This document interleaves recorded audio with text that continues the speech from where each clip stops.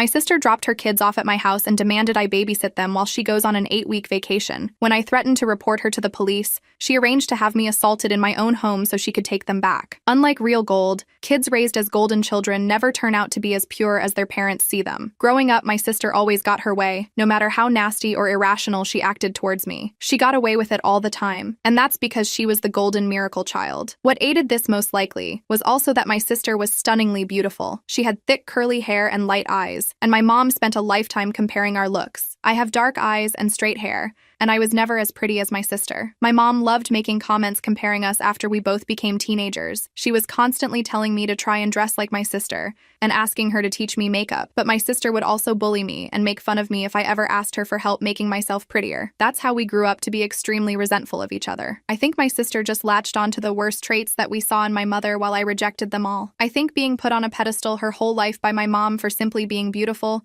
turned her into a rotten person who doesn't care about anyone but herself and thinks she can get away with anything just because of her looks. The way my mom compared us and put me down led to me having a lot of self-esteem issues, and as an adult, I am very quiet and reserved, and some people describe me as a pushover. Recently, I have been going to therapy to try to grow a stronger spine, even though it has been hard trying to stand up for myself in my relationships for the very first time. I feel like the way my family treated me really screwed me up as an adult, and it's hard for me to maintain any healthy friendships or romantic relationships. My sister even slept with my boyfriend in high school in senior year, and for no real reason. She never liked him and told me many times she thought he was ugly. My parents told me to let bygones be bygones when they found out what had happened. My sister wasn't even given out to, and that was a moment where I truly realized just how much they preferred her over me. The way that my dad just stood by and watched my mom emotionally get under my skin for my entire life made me feel like no man would ever stand up for me or see worth in me, and it's very hard for me to trust and connect when dating. But my entire life hasn't been completely awful because of my mom and sister, because the one upside of being the ugly sister growing up meant that I had zero social life and spent all my time studying. I ended up graduating high school with a 4.0 and landed myself a full ride at my #1 choice for university, which was great because my mom told me the night before I started high school that she was paying for my sister's college since she was the eldest,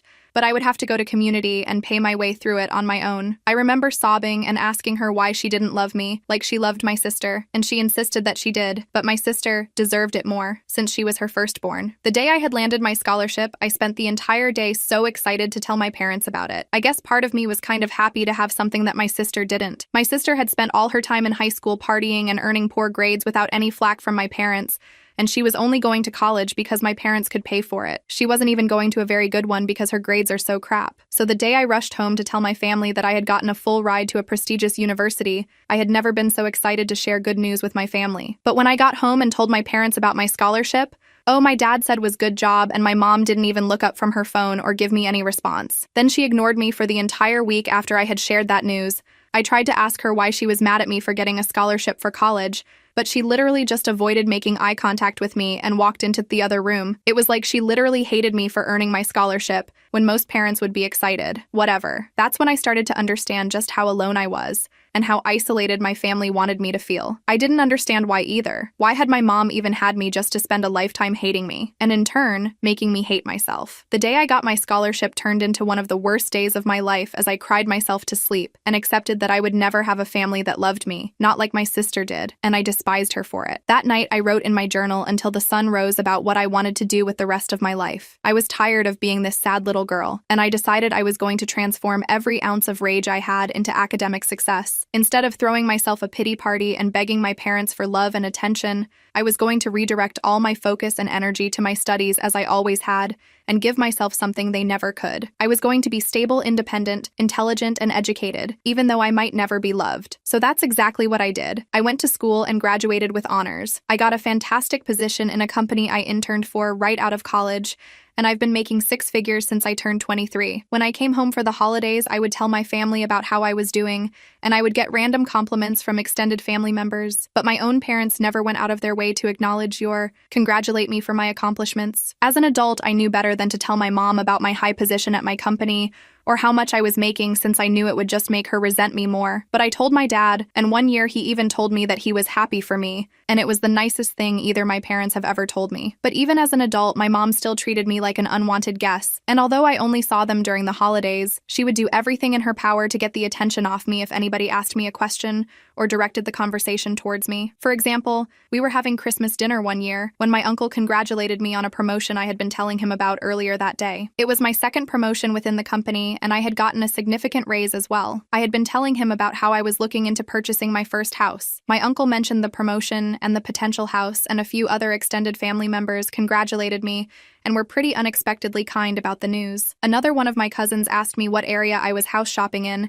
and that's when my mom cut me off and said, "This is boring. Can we change the conversation?" Then under her breath, I heard her say, "It's probably not even true anyway." I ended up purchasing my house later that year, and when I posted about it on social media, everybody in my family liked the post except for my mom. I knew she was probably angry because my sister was having a completely opposite life experience than me. She had gone to college right out of high school, all paid for by my parents, and ended up failing out and getting pregnant by her first college boyfriend. I had a sneaking suspicion that my parents had asked her to get rid of the pregnancy, but she ended up keeping it and tried making it work with her baby dad that she had only known for 4 months. Well, it turns out that they were completely incompatible, but I guess that didn't stop them from trying to make things work or solve their relationship by having another kid. I remember having to hold back tears when I saw her posting about having a second child, since I knew the baby was probably being born into a toxic environment, since my sister was such an awful person, as was her baby dad. I had met him at the holidays, but he never even bothered to remember my name or make conversation with me, and every year he would bring home trays of food, despite not bringing anything. Obviously, my sister and I's relationship did not improve as we grew up, and we basically didn't talk to each other once we were both moved out of our parents' place. We had each other on social media, and the few times where we would see each other during the holidays, my sister would make nasty comments to me about my weight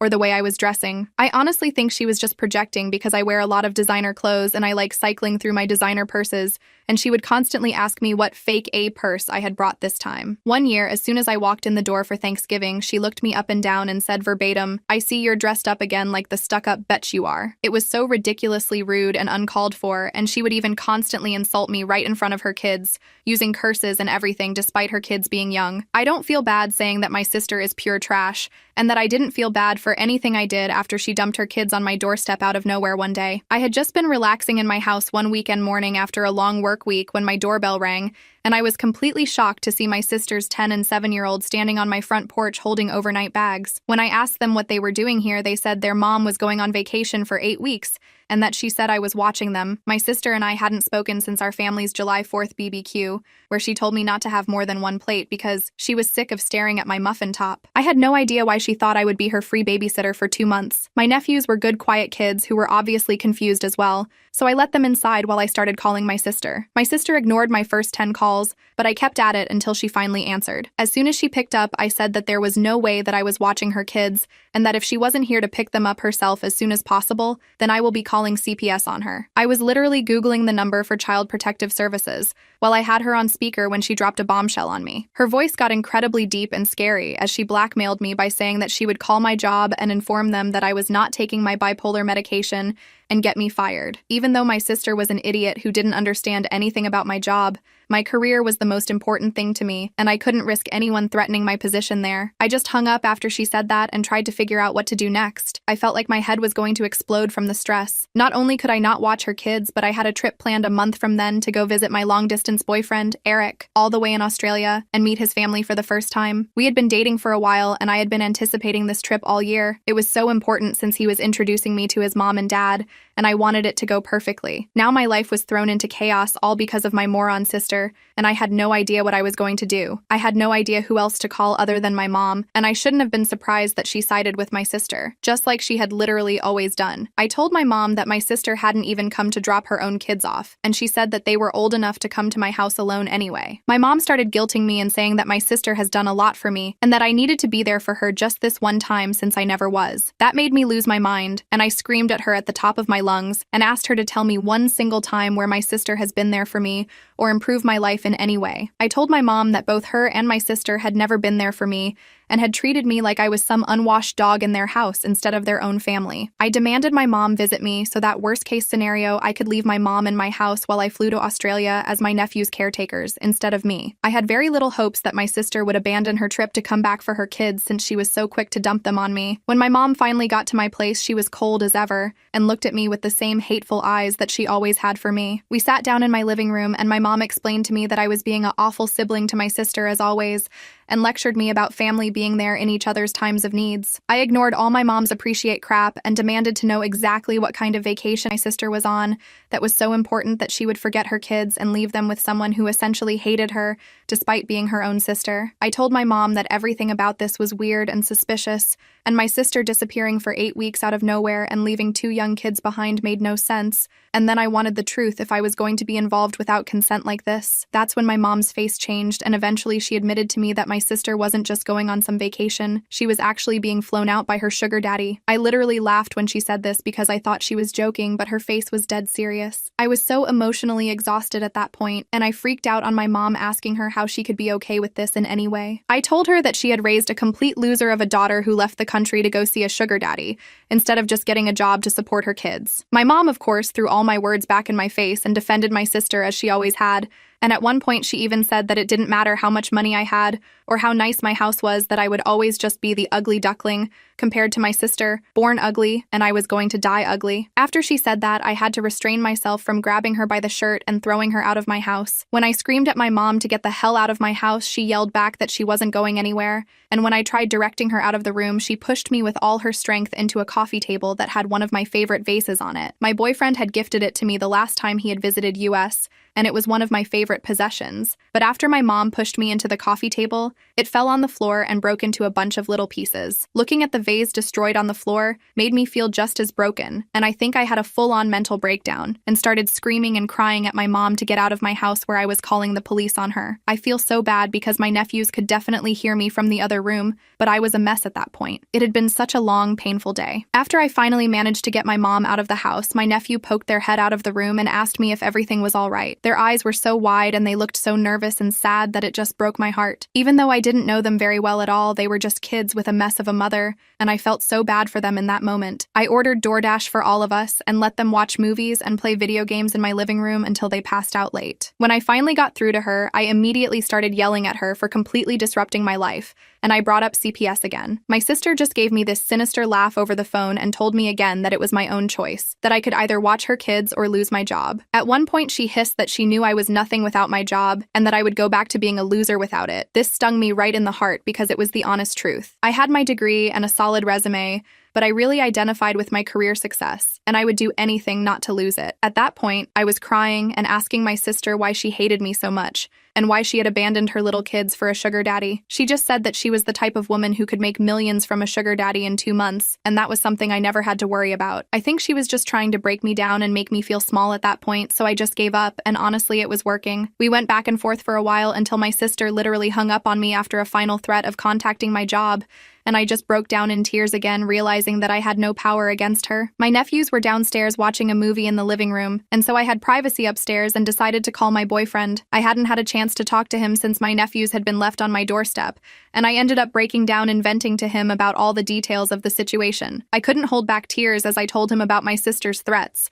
and my mom's continued disrespect, and told him how I felt completely trapped by my sister. Even though he is on the other side of the planet, my boyfriend made me feel so loved and supported, and was literally the only person who was in my corner, and I'm so grateful for him. He said that my sister was potentially committing multiple crimes by abandoning her kids and threatening me with career blackmail, and that I needed to get some solid evidence of her actions. He suggested that I contact my sister again and try to get her to repeat her threat about the false medical accusations, but this time secretly record the conversation as evidence. My boyfriend knew about my past with my sister and my mom, and pointed out that my sister was clearly unhinged, and it wouldn't take a lot for my sister to act on this threat, and that I should do everything to prepare. Of course, it freaked me out to hear that, but he was 100% right. I knew my sister was insane more than anybody, and I decided to go with his plan. Even though I was still feeling very emotionally overwhelmed by everything that was happening, I still wanted my nephews to feel comfortable and cared for. I knew what it felt like to be a child in a home where you weren't wanted, and I didn't ever want to make these innocent little boys who were related to me feel that way. I ended up going downstairs and playing a multiplayer video game with them for a little while,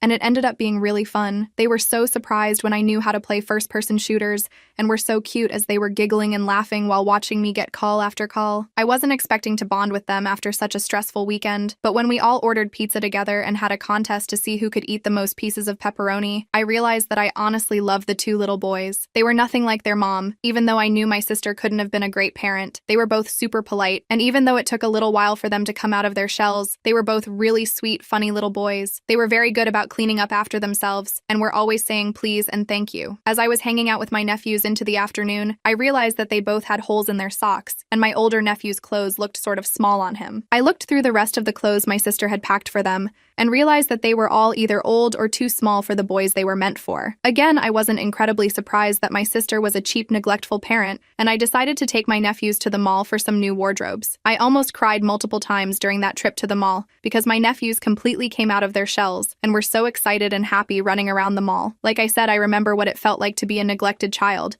and I just wanted them to feel like they could have anything they wanted and that I was there for them and wanted to make them happy. So anytime we walked past a window and they wanted to go in a store, we would go in, and I kept buying them whatever they wanted. It was impossible not to. My youngest nephew was missing his 2 front teeth, and every time he gave me his goofy little empty smile, my heart ached, and I had to buy him another little treat or toy. They left them all that day with new clothes that looked great on them and fit them comfortably, and I had also bought them both Nintendo Switches. It was so hard not to spoil them. I didn't have kids in my own, and I had plenty of money to buy them the little things they wanted. When I had bought them the Switches, both of them broke down crying and hugged me, and I noticed the 10-year-old had started crying again during our ride home, and I asked him if he was okay. He looked at me through his tears in his eyes and asked me why I was being so nice to them and why they deserved it. I told him that they deserve my kindness because they were my boys too, and that they were kids, and that alone meant they deserved to be happy. This only seemed to make him cry harder, and he told me that he was feeling angry at his mom for keeping us apart. This broke my heart, and I told him that I was sorry that we hadn't been able to get to know each other before, but I was really happy that he and his brother were here with me now,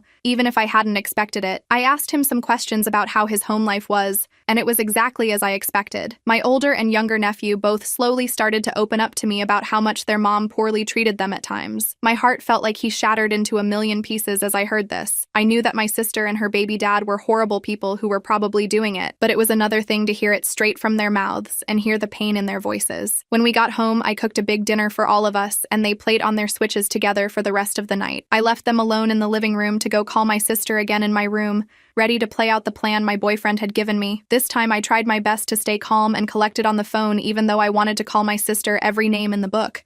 And it wasn't difficult to steer the conversation towards the medical accusation. As soon as I brought up CPS again, my sister freaked out and threw the threat at my face, insisting I would be fired for being a crazy bitch in secret and saying that she didn't care if I was actually taking my medication or not. Nobody was going to know if she was lying. She just kept telling me that nobody would believe a crazy sick bitch like me and that I didn't deserve my job anyway. I honestly think my sister might have been on drugs herself during this call because she sounded strung out and just kept repeating crazy phrases. After I had gotten what I needed out of the call, I hung up on my sister as she just kept saying that I didn't deserve anything in this life. I didn't deserve anything over and over again. Whatever. I pushed her words out of my mind as I made sure that I had recorded the entire call successfully. I had my sister recorded on audio saying that she was going to make false medical accusations to my employer. I realized how genius my boyfriend had been to suggest getting this recording, and I started emotionally preparing myself for the fallout if my sister followed through with her threat. After getting the recording, I tried my best to calm down and put my nephews to bed. The next morning before they woke up, I called CPS as soon as the line opened and reported the entire situation. I explained how my sister had abandoned her children and how we were completely estranged. I even want us to say that she had not only abandoned them, but left them here under completely false pretenses, and then used manipulation and coercion to force me to take care of them. I was surprised that CPS was actually pretty helpful,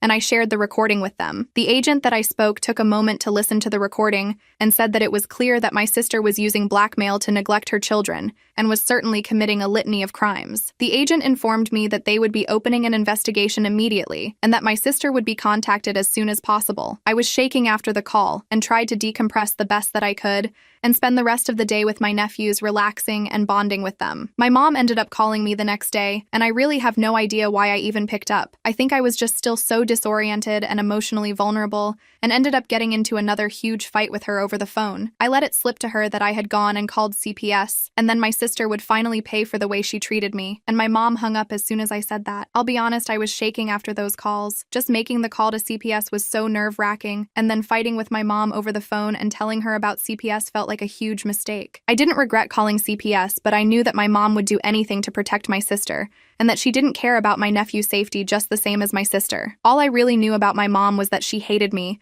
and that she loved my sister, and I was sure what would happen next. There was absolutely no way that my mom wasn't going to immediately contact my sister after finding out that I had contacted CPS and try to put her 2 steps ahead of me. I was sure that she had hung up the phone on me to call my sister immediately, and there was no way that my sister wouldn't know about me calling CPS by the next day. I had a sleepless night, and the next morning, when I arrived at work, my receptionist informed me that my supervisor had scheduled a meeting with me before lunch, which meant that it was urgent. As nervous as I was to learn about this impromptu meeting, I knew that it was coming, and like I said, I knew my sister was crazy, and it was clear that all she wanted to do was ruin my life. I sat down in the meeting and cracked my knuckles to try to relieve the tension I was feeling. My 2 supervisors were there, and so was a higher-up I had never met before. All of them were looking at me with suspicion in their eyes, and I felt like a bug under a microscope. Sure enough, they explained to me that they had been contacted by a trusted source within my family and had been informed that I was potentially unmedicated for a severe mental illness. They even told me that they had been given extreme details about past mental breaks that I have had, and they were concerned about me having a psychotic break within the office. But neither they are. My sister knew how prepared I had been for this meeting today. Of course, I knew that my sister was going to follow through with her threat. She had always hated me, and being able to rob me of my high-paying position would be the ultimate screw. You to her ugly little sister. And I knew she wouldn't hesitate to do it, but she would revel in it. If I hadn't been watching her nephews,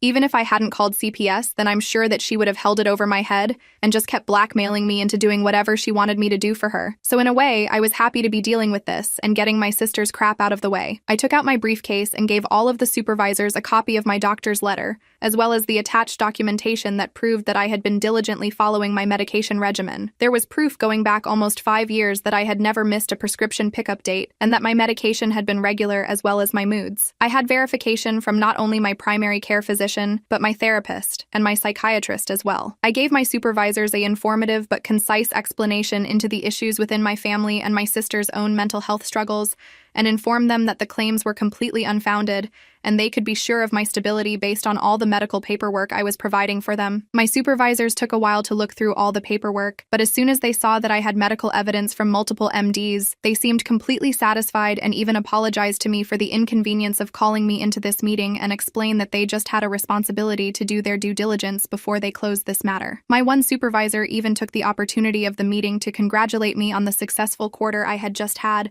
and bragged about my performance to the other supervisors, which made me look excellent. I literally left the meeting giggling because of how well it had went despite the reason for it, and thought about how poorly my sister's moronic plan had backfired on her. I could barely focus on my work for the rest of the day because I kept smiling dumbly every single time I thought about how I got to call my sister after I finished work and tell her about how her plan had been a complete bust. I called my sister as soon as I got back to my car that day and almost cried laughing as I told her about how the meeting had only taken about 15 minutes because she had sounded so crazy and stupid on the phone, and my bosses had never believed her in the first place. My sister was enraged and accused me of lying and said that she was sure I had been fired, and then I was just trying to save face. This made me laugh harder, and I told her that she had failed at trying to get me fired just like she had failed at everything else in her life. I told her that the only skills she had as a woman pushing 40 was lying and failing, and that even her own children were disappointed in her. My sister lost it all over again and just kept calling me the B word and the C word over and over again, claiming that I had completely betrayed her and said that she was hopping on the first plane back and that she was going to make me regret every single thing I had done to her. I was still laughing after the call,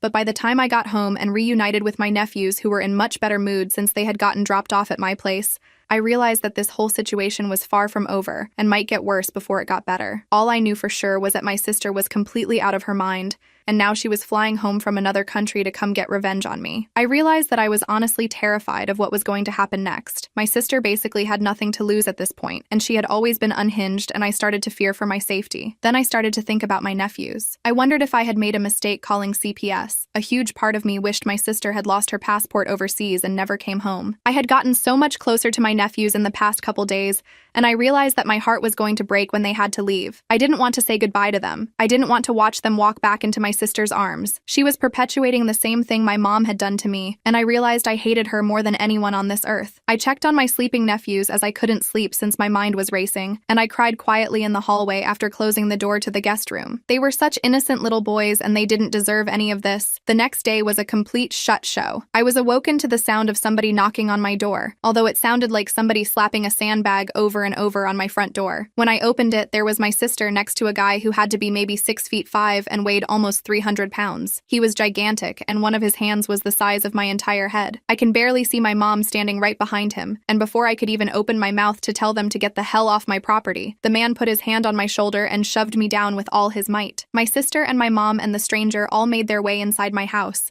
and I was collapsed on my floor as soreness sank into my shoulder where the man had thrown me down. I immediately started screaming at my sister for bringing the stranger to my house and screaming at him not to touch me, but he seemed to speak only Russian. I had no idea how this was even happening, and then I realized that my sister had beat CPS to my house. They have been scheduled to come around 11 a.m. that day, but my sister had busted my door down at 8 a.m. My nephews had been woken up by all the commotion and were walking out of the guest room with sleepy eyes at that point. I tried to get in between them and protect them from the stranger, but my sister barked at the man to go put my nephews in the car. It was complete chaos. Once they realized what was happening, both my nephews started asking my sister to leave them with me. I tried again to pull my oldest nephew out of the huge stranger's arms, but this time he grabbed my head and threw it into the wall. I saw stars as I sank to the floor and watched him carry my two little nephews out of my house. There was nothing I could do. My mom was crying too, but she left with them as well. Before they all walked out of my house, my sister walked over to me as I held my head in my hands, and when I looked up at her, she spit at me square the face. It was the most disgusting thing anyone's ever done to me, and one of the worst days of my life. They all drove off in this giant black Suburban that I had never seen my sister in before. I had no idea who the man was, and I couldn't believe the trauma that my sister had just inflicted upon everyone. She hadn't even let them take any of their stuff. They had left without any of their clothes, neither of their switches, and no breakfast. My heart broke for them, and I had an anxiety attack like I had never had before. I didn't realize how much it would hurt to care so much for my nephews, but I seriously love those boys with all my heart, and I just wanted to protect them and make sure that they were cared for like I never had been when I was their age. But now they were scared and shoeless, in some random car with my psychotic sister and a humongous stranger. I was so disgusted with my mom's behavior. I couldn't believe she had just stood by while she watched that huge man toss me around in my own home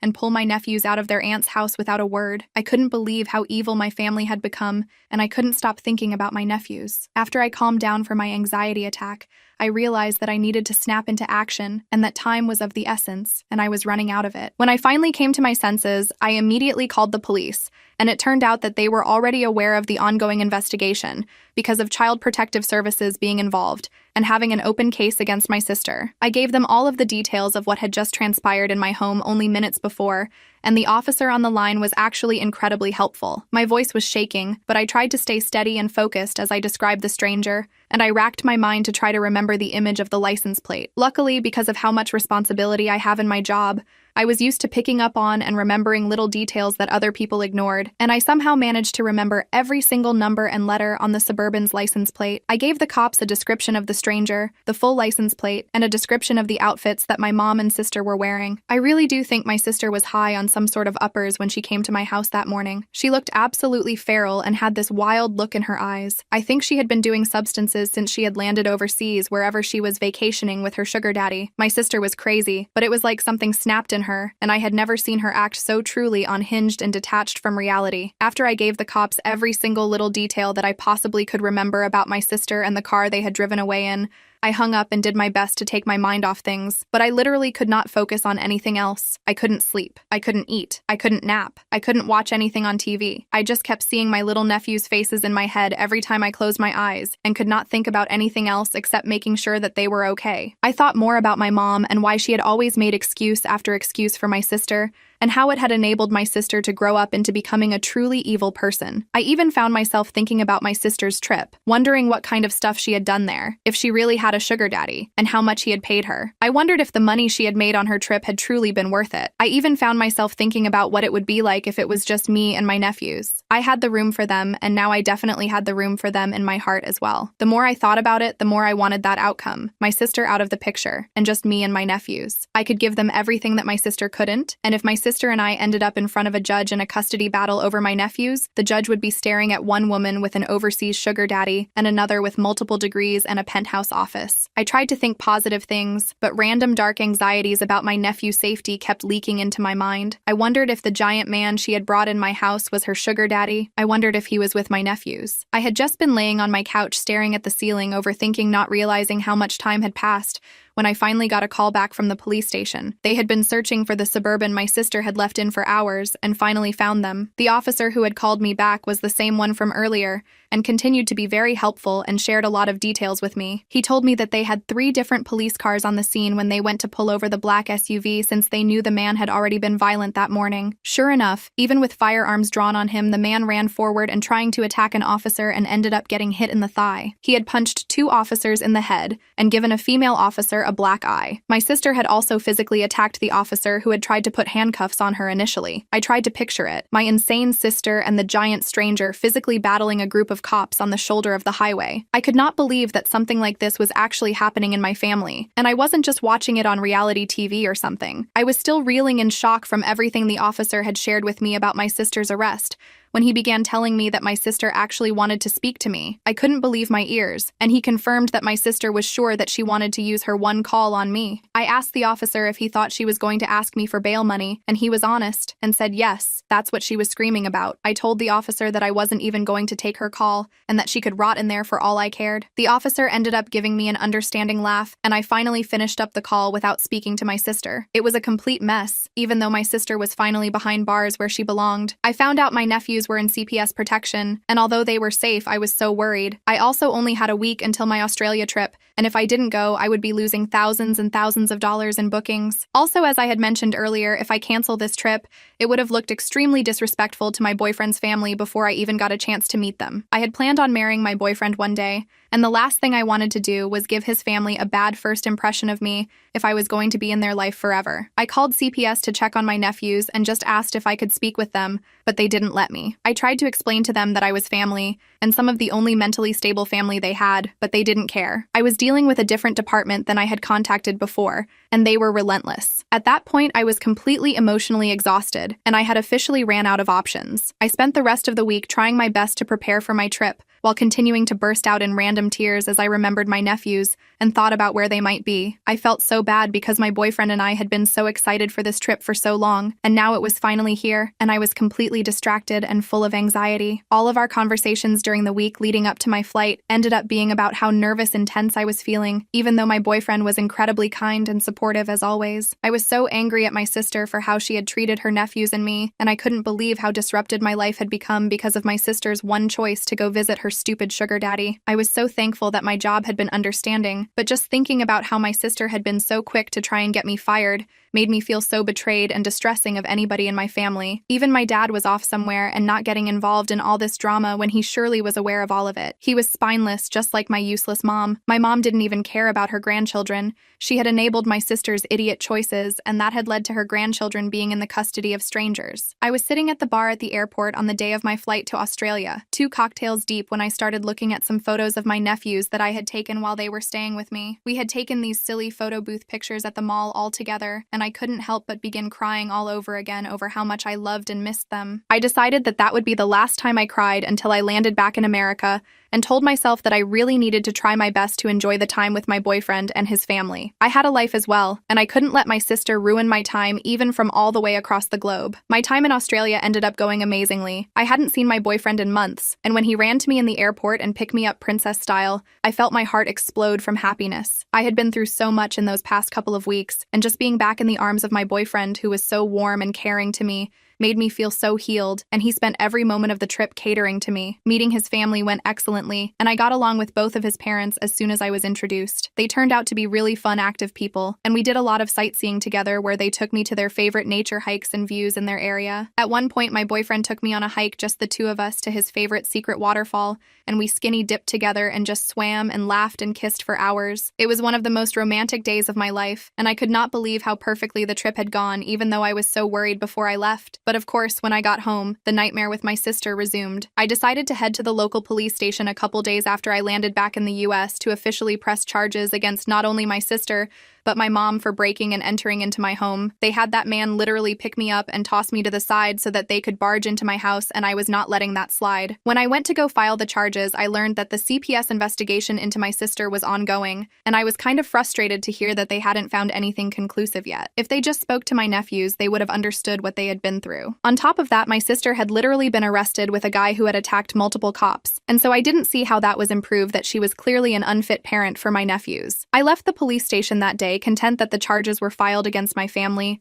but incredibly frustrated to learn that the CPS investigation wasn't resolved yet. I just kept worrying about my nephew's safety and knew that them being with strangers couldn't have been good for them, even if it was better than being with my sister. I also could not stop thinking about how my sister had dragged them out of my house that morning without letting them grab any of their things. My youngest nephew had this little dog plushie that he brought literally everywhere. I had been sleeping with it ever since my sister had taken my nephews away that day, and some mornings it made me want to cry just to wake up and see that little plush dog looking back at me. Like I said, my sister hadn't even let them put their shoes on. The poor little boys were probably so disoriented and felt so lost and abandoned, and I just wanted to make things right for them. But I felt like I had no power until CPS finally made a decision. About a month after my sister's arrest, after calling CPS every single day and demanding updates on her case, they had finally come to a conclusion. They had made a decision to officially remove both my nephews from my sister's custody and put them in protective care. When the CPS agent first explained this to me, I was annoyed. I asked him to explain how that was any different than what had been going on, and they said that it now meant that my sister was not only being taken to court, but she would have to go to court if she wanted custody back of her kids ever again. I asked the CPS agent if it was likely she would win if she tried to get custody back, and the CPS agent told me that it depends if any other more fitting relatives would show up to court and ask for custody of my nephews. I knew immediately that that was what I was going to do, and I opened a separate court case in an effort to try to win custody of my nephews. I didn't care how long it took, I didn't care how expensive the legal fees would be, and I opted to get the best lawyer that I could afford to work on my custody case, since I knew it was one of the most difficult legal battles you could enter into. But before the custody case even started, the case I had against my sister for the breaking and entering into my home was the first one to begin. I know some people might judge me for taking my own sister to court, but I literally would have fist-fought her in a Wendy's parking lot at that point. But I figured I should follow the law if I ever wanted custody of my nephews. At the end of the day, that was my only goal in all of this. I just wanted my sister out of the way, and my nephews back at home with me. On the first day of our trial, I saw my sister in court, and it was the first time we had seen each other since the day she had broken into my house and let the man attack me. The very last interaction her and I had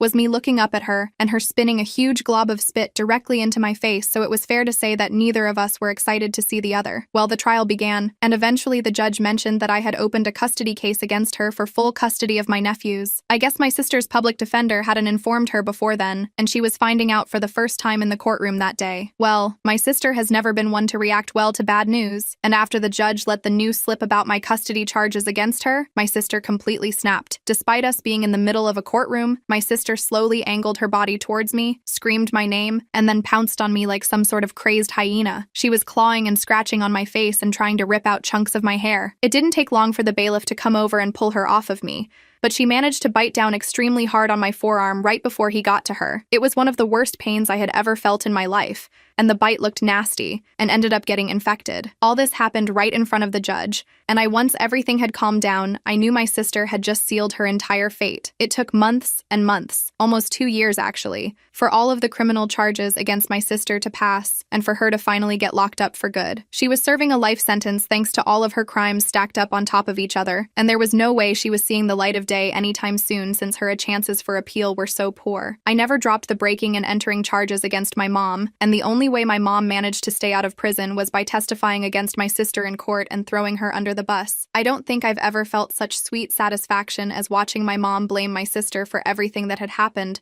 while sobbing her usual crocodile tears. I could not believe that my mom was finally betraying her perfect golden child, even though it had taken a lifetime, as well as the government's help. I knew that day, looking up at my mom on the stand, that it was the last time I was ever going to see her. It was last time I ever wanted to see her. I had seen enough of her and my sister for a lifetime, and I was done with their constant toxicity. My sister had completely transformed my life into a never-ending legal battle, and I just wanted to have a normal day-to-day life again. The custody battle for my nephews dragged on. Their birth father and his family began fighting me in court for full custody against them, and it just dragged the case out further. I didn't care. There wasn't a force on earth that could keep me from my nephews now that my sister was locked up. It took almost 2 years of legal battles, but eventually, I won full custody over my boys and brought my nephews back home. I will never forget how big they smiled and how tight they hugged me when they came home and found the bedrooms I had decorated for them in my house. I walked into my youngest nephew's bedroom and he ran to me to show me his rediscovered Switch. I surprised him with his little plush doggy and caught him in a tight hug when he fell into my arms. The next thing I knew, my eldest nephew joined us, and both boys cried into my hair and told me how much they missed me. My eldest boy looked up at me, smiled with his big eyes full of tears, and just said, "I knew it, Auntie. I just knew you would come back for us one day."